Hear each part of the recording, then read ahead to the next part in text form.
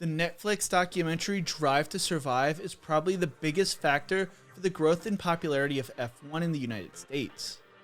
Before Drive to Survive, races in the United States were more relaxed, where drivers had a lot of privacy. Fernando Alonso told the New York Times, "Not anymore. In the airports, in the hotels, at reception, in the lobbies, there are people coming up to me everywhere.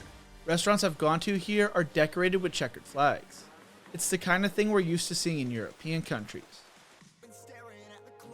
Formula One. It's the Bahrain Grand Prix, and it's lights out and away we go. It is a sport where emotions run high. The championship can only be won by one, and it's going Dutch in 2021. From the excitement of winning a world championship Max Verstappen, you are the world champion! to the heartbreak of defeat. No, Mikey, no, Mike, that was so not right. The sport is special, and in recent years, I have fallen in love with the sport known as Formula One, aka F1. And I am not the only person in the United States to do so. The popularity of F1 in the States has exploded, and looks to be continuing in an upward trajectory going into this season. ESPN viewership numbers of the sport are up 28%, with broadcasts across ESPN, ESPN2, and ABC averaging 1.21 million viewers, although the championship fight was wrapped up with weeks left in the season. On top of that, 12 races individually set an all-time American viewership record, including the first edition of the brand new Miami Grand Prix with 2.58 million average viewers. The 18 to 49-year-old demographic is up 29%, while the 12 to 17 is up 49%, along with seeing an increase in the female demographic. This coming season, we will see 3 races in the United States, and for the first time since 2015, the grid will have an American driver in Logan Sargent. The sport is growing, and it's growing fast in the United States, but it begs the question, why now? I want to answer that question, so through this 8-part series, I will be looking into why F1 is finally finding so much success in the United States, and what the future of the sport may look like. You are not going to want to miss this. For decades, Formula One struggled to get a foothold in the US market. The competition, which involved custom-built cars that are considered the most technically advanced in the world, with the likes of Ferrari, McLaren, and Mercedes, all competing among other top brands in the sport. During a brief period in the 1970s, the sport picked up some steam here when Mario Andretti moved from IndyCar to F1 and won a championship, but other than that, it really wasn't a big thing. Every few years, the events align in a new market, accompanied by local fanfare. After a few years of indifference and mounting bills, it was inevitably abandoned in each place. There have been Formula One races at Watkins Glen, on the streets of Long Beach, California, on the grounds of Caesar Palace in Las Vegas, even on a track built inside the Indianapolis Motor Speedway. None lasted long. For years, there was no Formula One presence in the United States at all. During a span of nearly 2 decades, only 3 US Grand Prix were held. While Bernie Ecclestone ran Formula One, he increased the revenues, but had little interest in raising the brand's profile on emerging platforms. He refused to let sponsors use the race footage in ad campaigns or allow drivers to share it on social media. He had no marketing staff, nobody selling partnerships. If he couldn't instantly figure out how to monetize an aspect of the business, such as all those potential American fans, he ignored it. That all changed in January of 2017, when Colorado-based Liberty Media paid $4.6 billion for the entire sport. John C. Malone saw the potential the underdeveloped assets the F1 contained had. He hired Chase Carey, who was a television executive who helped Fox acquire the rights to the NFL, ran Fox Sports, and helped make DirecTV profitable. John Bratches was hired on the commercial side. Bratches was a former ESPN executive vice president. Neither had even seen an F1 race. Bratches told the New York Times, "I didn't even know the direction that the cars ran around the track." He moved to London to run the business and found there really was no business to run. No media rights, no sponsorship group, nothing. At the time, Amazon was in talks with Mercedes about a short series. Mercedes driver Sir Lewis Hamilton was basically the face of the sport. Liberty Media controlled the rights to all the race footage and felt that it made sense to include all the teams. They also felt that they could do better than Amazon, who had just started making original docuseries. Bratch's former colleague Eric Barmark was now at Netflix, and Bratch's pitched him an idea telling the New York Times, "We're a global sport. We have 500 million fans. With Netflix, we'd have the opportunity to showcase to them what goes on behind the scenes." What would you know though? But Brandon Reegs, the vice president of non-scripted series at Netflix, was looking for that type of program that Bratch's was pitching. Netflix had seen recent success from their, at the time, JUCO football-centric documentary Last Chance U, and knew Netflix was looking for content that would attract European and Asian viewers.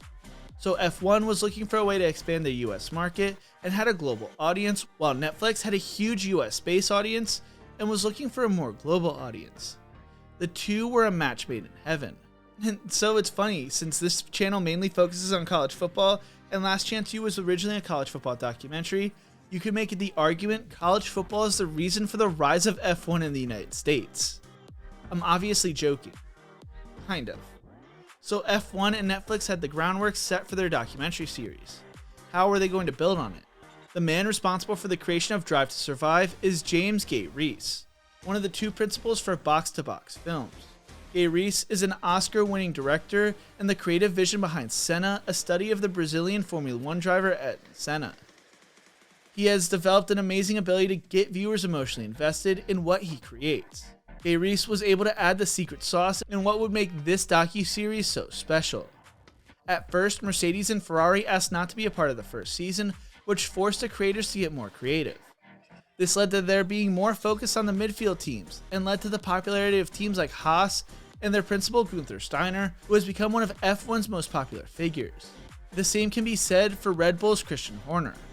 According to Bratch's, Horner called Netflix early in the show's run to say that if they sent a crew to Red Bull's headquarters in southern England, he would make it worthwhile. Drive to Survive follows some of the same rules all reality TV shows follow. It structures its episodes around an emotional plotline.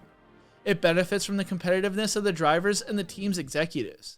It benefits from the drama that unfolds on track, like the occasional crash.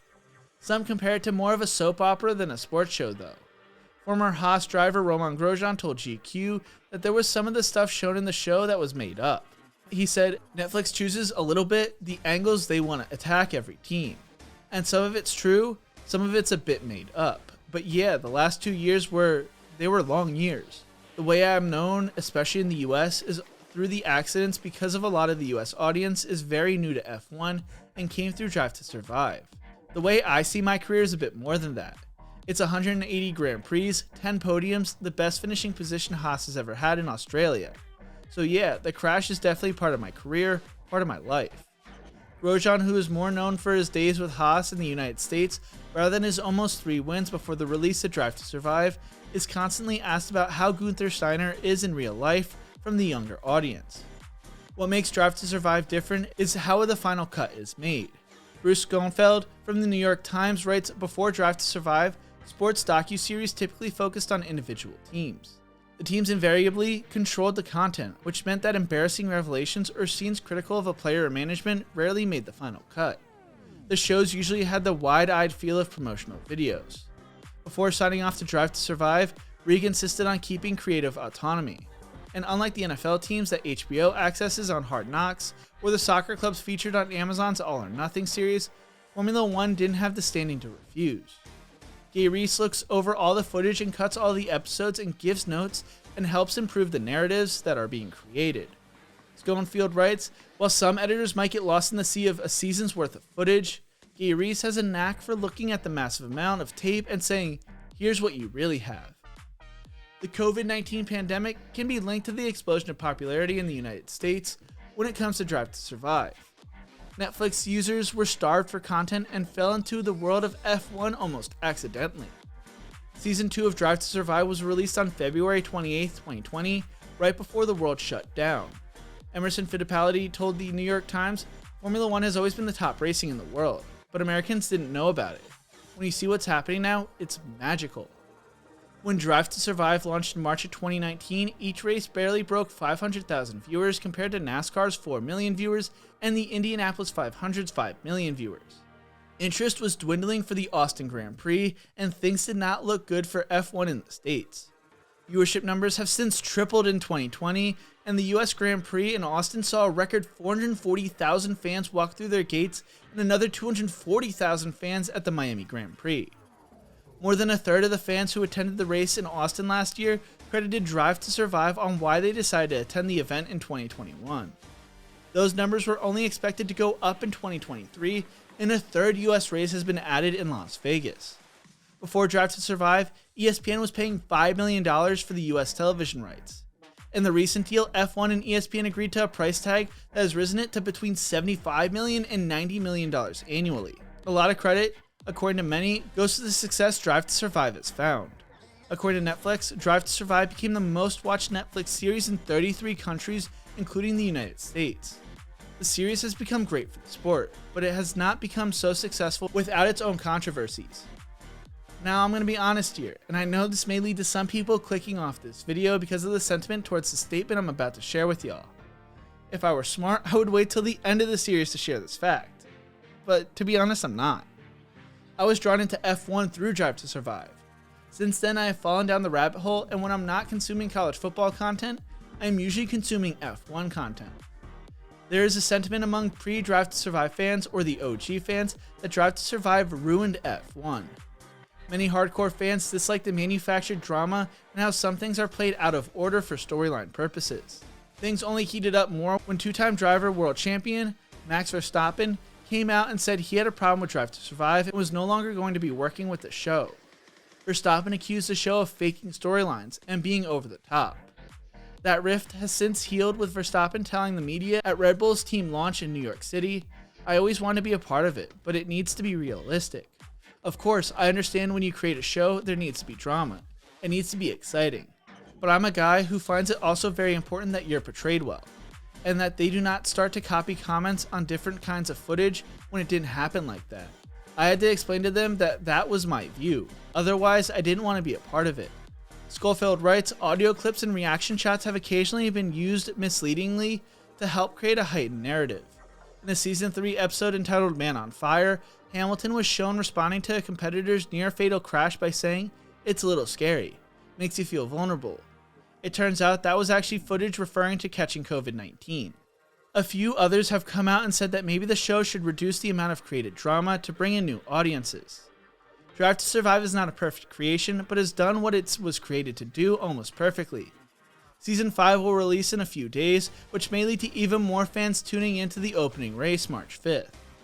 Drive to Survive probably is the biggest driving force to the rise of F1 in the United States, but you want to know what another driving factor is? Americans love a winner. In part 3, I will be looking into the on-track reasons why F1 has seen an explosion in popularity, and it is a video you won't want to miss.